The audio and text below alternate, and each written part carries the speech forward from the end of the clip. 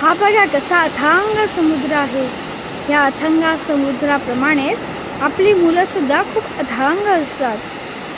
फक्त ती आपल्याला कधी हायपर ॲक्टिव्ह वाटतात, तर कधी रागीट वाटतात, कधी शांत वाटतात.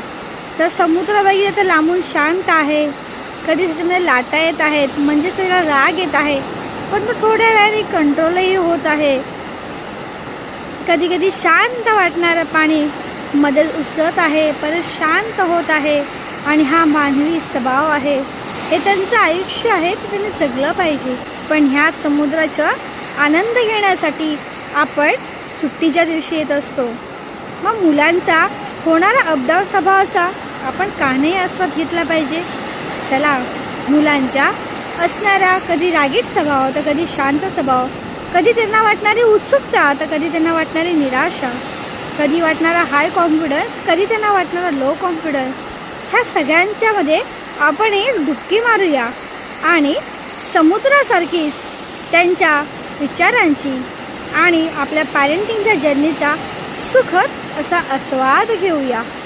चला, भेटूया पुढच्या रीलमध्ये.